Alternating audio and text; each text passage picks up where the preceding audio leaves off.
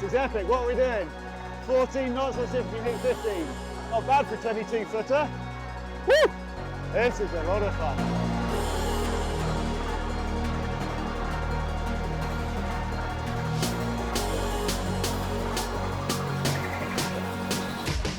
Hi guys, it's Theo Stocker from Yachting Monthly here, and I am on board the Astus 22.5, which is a 22-foot trimaran, and we are having a whale of a time.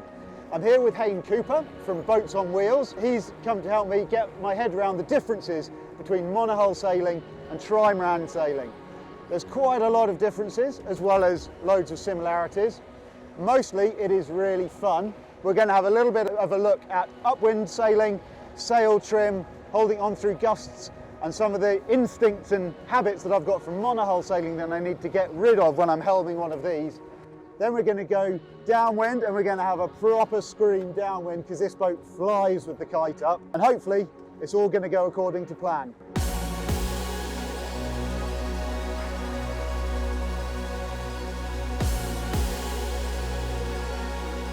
Right, we are on a close hauled course at the moment, and I've got the traveller centred and I've got the main sheeted hard in with the top telltale falling away about 20% of the time, and I'm pointing upwind as high as I can. But this is where we get the real differences between a monohull and a trimaran. Because the boat sails mostly flat, you can see we're heeling about 10-15 degrees, but that's it. And the boat only weighs 650 kilos. This boat can go a lot faster. We're talking about planing upwind.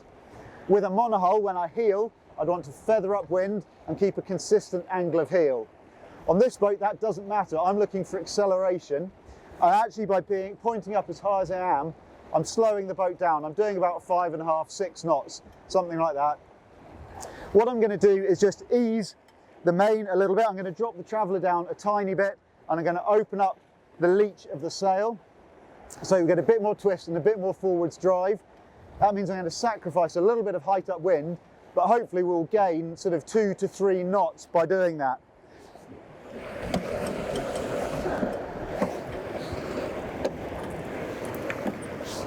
Okay, and then I can just ease off the wind on my course a little bit. I'm going to shift my body weight forward a little bit.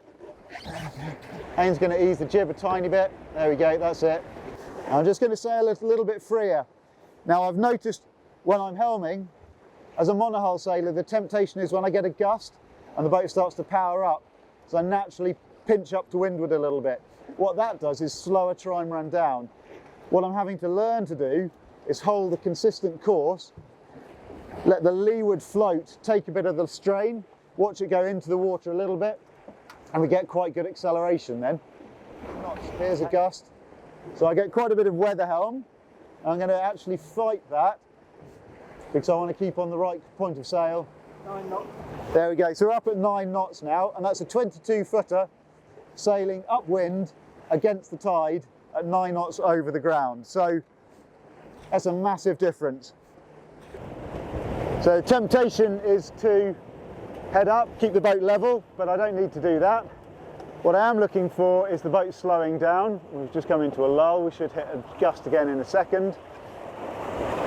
What I'm looking for is the leeward hull going underwater and increasing drag, and the weather helm increasing and increasing drag. And those are really the signs that I need to back off rather than the boat heeling. It's worth saying that a mainsail on a trimaran or a multi-hull is quite different to a mainsail on a monohull, where we don't have a backstay. We've got 2 shrouds either side, swept well aft, but we've got a large square top mainsail and quite a long traveller. So the difference is that I control leach tension with the main sheet, and I control sheeting position with the traveller. And we don't have a kicker or a vang, so if I want to let the sail out, I actually let it down the traveller, and if I want to pull it in again, I pull it back up the traveller.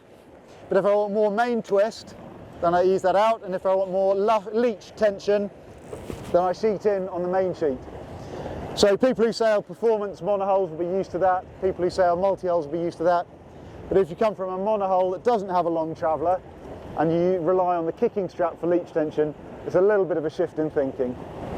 Now it's reasonably balanced. I can balance the boat a little bit with a little bit more main twist. Breeze on. Right, weather helm building. Leeward hull starting to dip a little bit, but still a long way to go.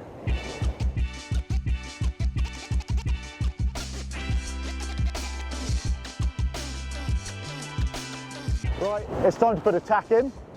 There's a couple of differences with tacking a multi-hull to a monohull.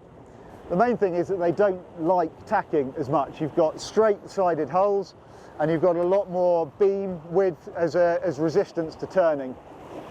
Now, trimarans tend to turn better than catamarans because they float on the central hull and the two floats are a little bit higher and further out of the water. So this trimaran tacks reasonably well, but you're looking for two things.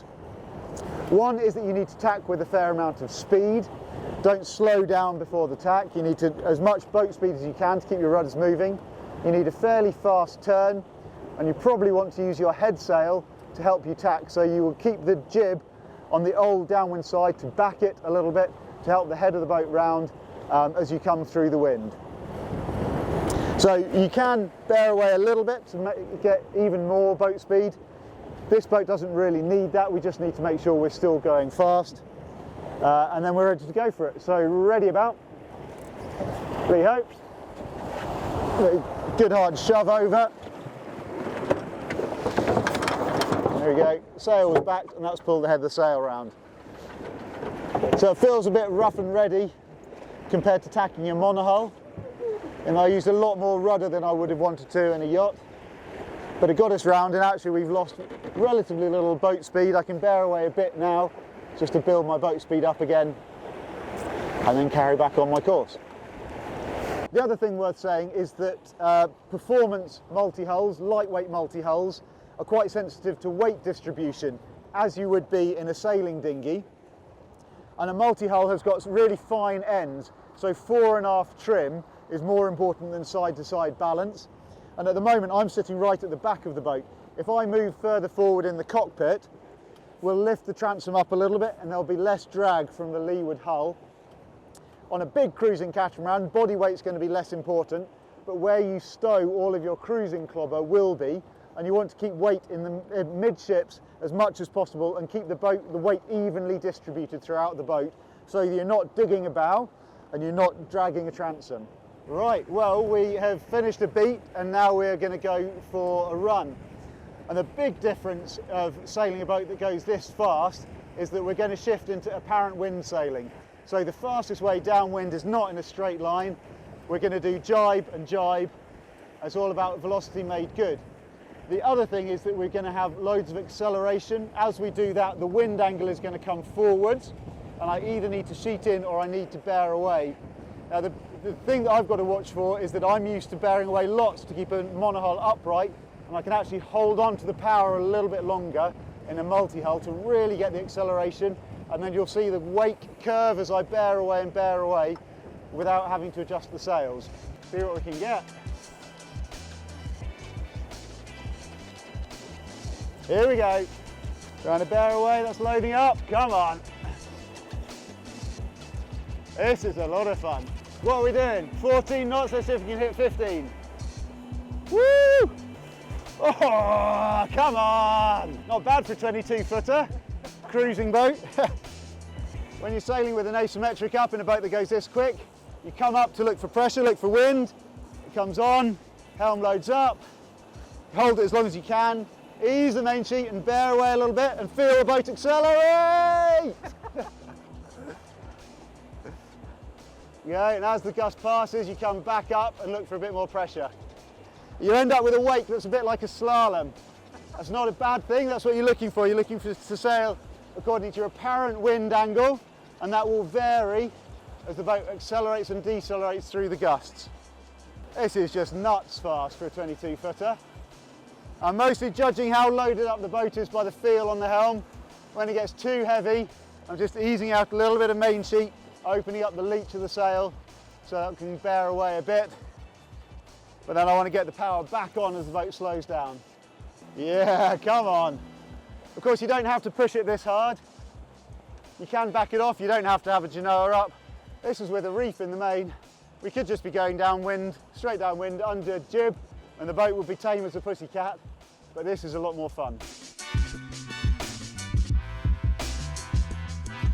Right, we're coming back up the Lymington River now, and we're going to come alongside the pontoon, but there's a reasonably strong offshore wind at the moment. And bringing a flat-sided square, effectively, alongside a flat pontoon isn't the easiest thing to do, particularly because a lightweight boat like this has lots of windage and not very much momentum. So what I can't do is curve in nicely, turn at the last minute and pivot away. So I think what I'm going to try and do, I've been told that the best way of doing this is coming in astern, and I'm going to put the port aft quarter onto the pontoon. We've got a fender aft and a fender forward, and then we're going to put a line from the beam onto a cleat, and then I'm going to use the leverage of the engine to drive the rest of the boat on and into the pontoon. Okay, my bow's being blown off already. Yeah, maybe I should have done it the other way around. We'll see. There's a chance we just end up square on to the...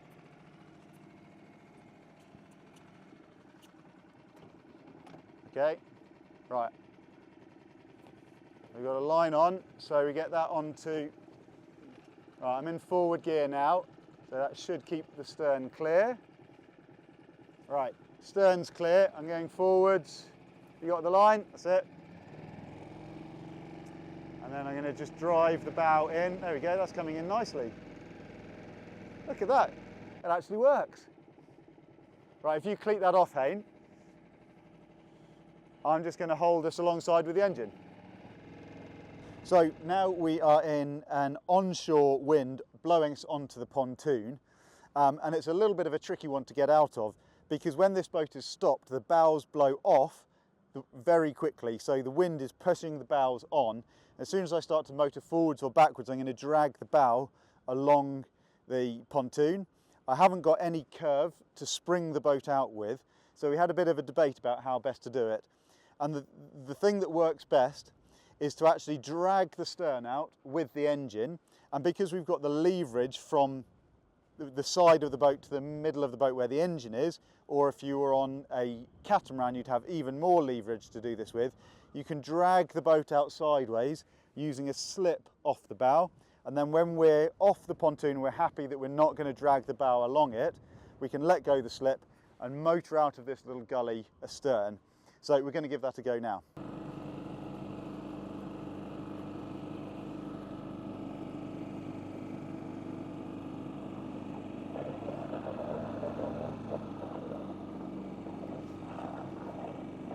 Are we off?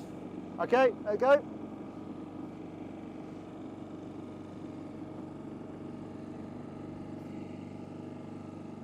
Now we're going to have a go at mooring in a trimaran.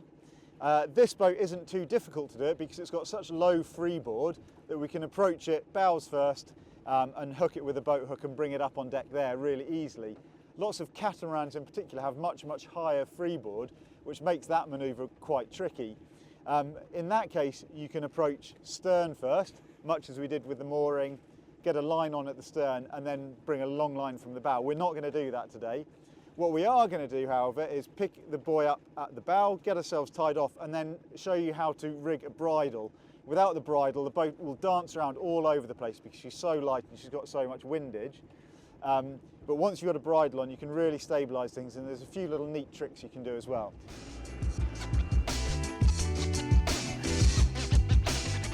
Right, well, we've come and we've picked up the buoy. That went fairly smoothly. It's wind and tide together, so it wasn't too tricky. We obviously attached a bow line first of all, but when we were tied up with just a bow line, we found that the boat was dancing around the mooring a fair bit. To stop that, we've rigged bridle, and these lines are a little bit shorter than you probably want. You'd have slightly longer lines so that the buoys further away from the boat would be preferable. What we've done is we've doubled up each line back to the place where we originally tied it, so you've got two separate bridle lines. If you don't do that, the line will soar backwards and forwards and you'll wear through it in half an hour. As it is, we're fairly well locked, and you can see that we've got the buoy off to one side slightly, and that's deliberate because if you have, a bridle will stop the boat dancing pretty well. If you have it off to one side and you put the boat at a slight angle to the wind, it's even better at making the boat stable and stopping that dancing around, which is uncomfortable when you're at a mooring. So that's us done for the day. We're on our way back in after a fantastic day out on the water. We've had a lot of fun, clearly blasting around with the Jenniker up, hitting 15 knots is pretty cool. Going upwind, getting to grips with the differences of sail trim on a trimaran, tacking, jibing, all the boat handling. Then we've done a bit of mooring, picking up moorings, coming alongside, figuring out how to do that in a little boat like this. So it's really been informative for me, and I hope it's been interesting for you. And I encourage you to have a go at sailing on a trimaran because it's been a lot of fun.